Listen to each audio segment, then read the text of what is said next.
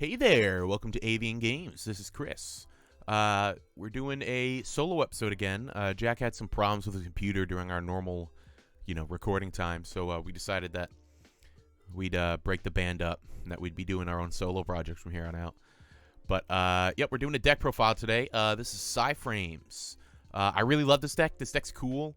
It really benefits from knowing your matchups and, proper timing of your hand traps and whatnot. Which is exactly the kind of decks I love. I love it when you have to make sure that you're doing your effects during the right time and you time it right and everything. So, yep, if you don't know anything about Psy-Frames, it's a archetype just full of hand traps. And for the most part, it's, when your opponent does something, you summon a Psy-Frame from hand, summon a driver from deck, and then, do whatever the rest of the card says to do. So, let's get right into it. We got Triple Gamma. This is a monster negate. We got Triple Delta. This is a spell negate, and we have one Epsilon. This is a trap negate. I am running the other two Epsilon in the side deck, in case you end up playing against something like Eldritch or something like that. I normally swap out the two Delta when that happens, because normally a deck isn't playing a ton of spells and a ton of traps. So I normally just swap out for whatever that matchup needs. Triple Psy-Frame Gear Alpha. This one's a little different from the other ones previously mentioned. If your opponent summons a monster, you summon this, summon a driver, and then you get to search a Psy-Frame card. This card's low-key, like, one of the best ones in the archetype. Lets you search your field spell and your trap card, which you really want on the field, and you want them in rotation and whatnot. And then for the last of the hand traps, Triple Psy-Frame Gear Beta. This one is kind of like a battle fader. When your opponent clears an attack and you control monsters, you destroy the attacking monster, summon a driver, and then end the battle phase. This thing has saved my ass so many times. This thing fucking rocks. I love this card. And then we have Triple Driver. This is the classic, the GOAT, Psychic Soldier. You definitely want to run this at 3. This isn't just kind of like a Psy-Frame package where you'd normally run it at 1. Your deck lives and dies by having driver in hand, deck, or graveyard. So you need to run multiple copies of it. If you draw it in your hand, it's not so much of a garnet as if you're playing just a package in another deck. But it's not the best to see in your hand, but it's not awful. Now for the non-Psy-Frames, we got Triple Hop Ear Squadron. This basically summons during your opponent's turn and lets you synchro immediately after you summon it. Great effect, lets you go into, any synchro 8s during your opponent's turn. Triple Card D. You can't normal summon any of your Psy-Frames. So this is actually your best normal summon. You just summon it, tribute it, you draw 2 cards, and it immediately ends your turn. It kind of sucks if you activate this and then draw it into a trap or something like that, because you don't get the opportunity to set it.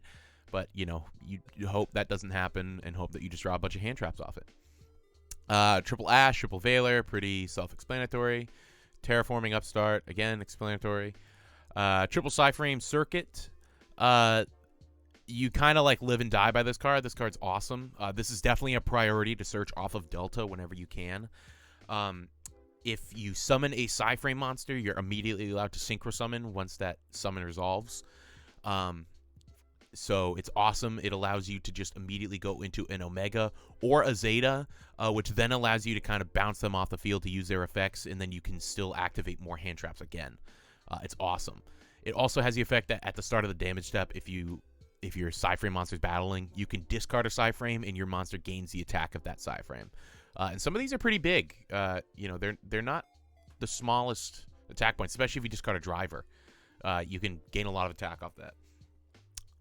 Triple Pot of Duality. You don't special summon too much on your own turn. When you do, it's normally probably just the Link monster or something like that. So this card works pretty well in this deck. Triple Overload. Again, you kind of live and die by this card. This card's awesome. You can banish a Psy-Frame monster from your hand or face up side of the field, target a card in the field, and banish it face down. And then if this is in the graveyard, you can banish it and search a Psy-Frame card other than another version of the trap.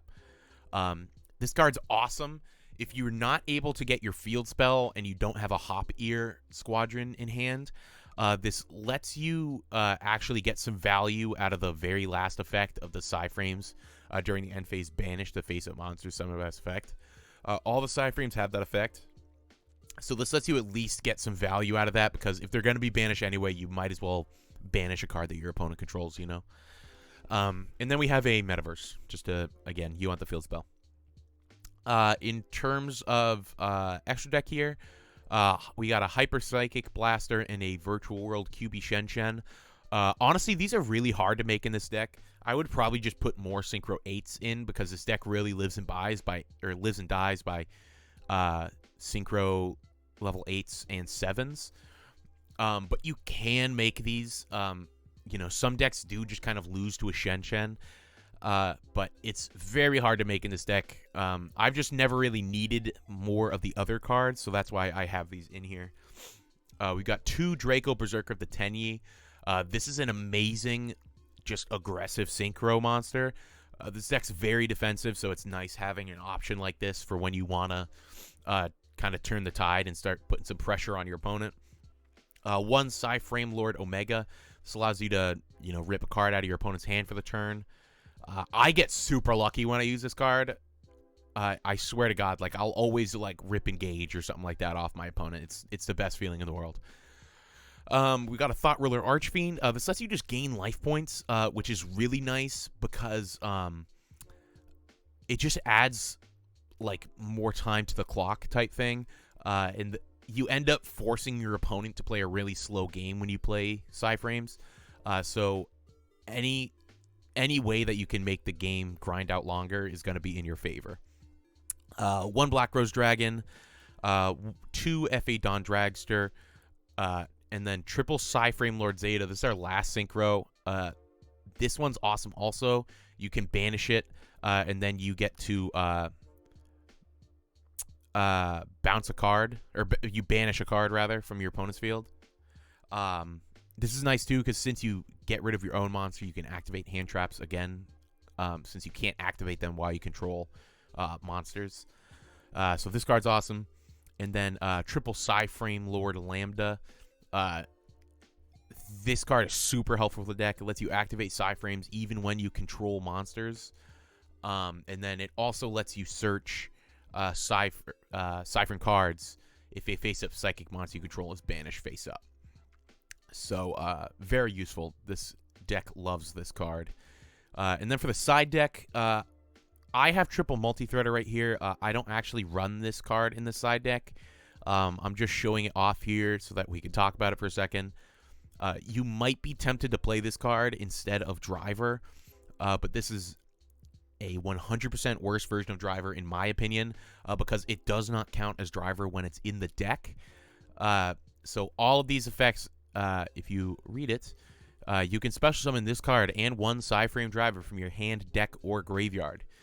In the most optimal position, you are going to be only summoning drivers from deck, and you hopefully didn't draw any, and you're not able to do that with Psy-Frame Multi-Threader. So you're going to have to hope that you draw this card, and then you're going down 2 in card advantage for 1 negate, which really isn't the best, especially when you consider that you could just be going down 1 in hand advantage. I mean, you could kind of argue 0 because you're also getting a monster out of your deck, so you could be arguing that, I guess, you're not really losing anything in card advantage on that. But, yeah, don't run this card. It's not as good as it sounds like it might be. And then we got triple Lancia here, triple Bell, the double Epsilon like we talked about earlier, and then 1 Mystic Mind because I do run, you know, Terraforming and Metaverse, and sometimes this comes into play. The other 6 slots that are here, if you ignore the multi-threader, you can kind of throw whatever else you want in there. I would probably just throw either good traps that you think are useful for, you know, your local Yu-Gi-Oh scene, whether or not it's with friends or locals or whatever, or just more focused hand traps, like, you know, like kind of like how Bell is a more focused hand trap. So yeah, let's just hop right into the replays here. It's a super fun deck. And I think it's very rewarding once you learn how to play it. Rewarding. God, dude, I wish I could talk. Why the fuck can I? God damn it, I suck. Okay, so for our first replay here, we're going to be facing Sky Strikers. This is actually a really good matchup at least in the way that we play it. We are forced to go first, but luckily we're able to get to our field spell. And with the field spell, since we're able to immediately synchro summon, we basically have 4 different points of interaction here that we're able to use.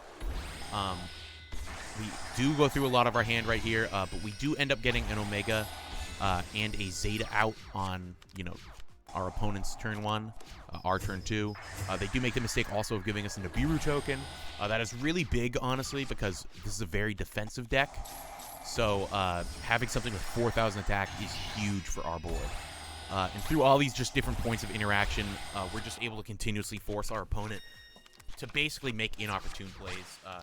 We make them go into the Shizuku, so they have to activate something during the end phase, or they have to add something during the end phase, versus grabbing something back from the graveyard. So that is kind of the board we ended on here. I mean, this is just way over lethal. This is an amazing board here. It's, what is that, like 10,000, 1,300 damage or something like that? So that is Sky Strikers down. Now for this last replay we're going to show off is going to be versus Drytron. This is actually a really nice match to show off a deck when they really just explode and combo off for basically 3 turns, but we're still able to interact with all of them, and spoilers, we win. So they're going to end up doing full combo here, and they end up ending on the Vanity's Ruler here. We're going to use the Overload to get rid of that, which is a nice way to get past that special summoning lock that we are normally put under here.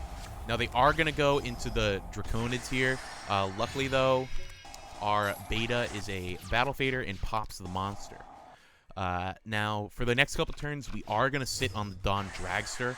That's honestly not the worst thing in the world. This deck does kind of just like main phase and then pass for the most part. You're usually not going to the battle phase unless you're hitting for a lot of damage. So passing a Dragster isn't the worst thing in the world. It also lets us just draw and get more hand traps. And note that we still do have the Overload, so we do have 2 points of interaction at least with our opponent here. So they're going to hit over our Dawn Dragster, but that's fine because now we have an empty board of monsters. We're able to get 2 Synchro Summons off here, which is great. And then we also have the Ash, obviously. The Omega's going to come back. We're going to hit. And then they're going to do that. We're going to activate the one that is on summon that I'm blanking on the name on right now, Alpha. That's going to get us a Synchro 7. We're going to banish that monster. And then next turn, we're going to be able to hit back with the Draco Berserker at the 10E for game. Hey there. So we are back. Those were the replays. As you can see, the deck is pretty good. I think it's really good, but, you know, that's obviously up to debate and opinion. But the deck is very faithful to making sure that you're doing cards during the right time and that you're activating them in response to the right cards. You can almost auto-lose if you activate one of the Psy-Frames during the wrong time, because as long as you have a monster on field, you can't activate another Psy-Frame. So if you're hitting the wrong card and your opponent is able to extend past that negate and, you know, set up a board that you can't get past, you're going to be kind of screwed. So do keep that in mind. This deck does make it so that your opponent is going to be playing on your speed.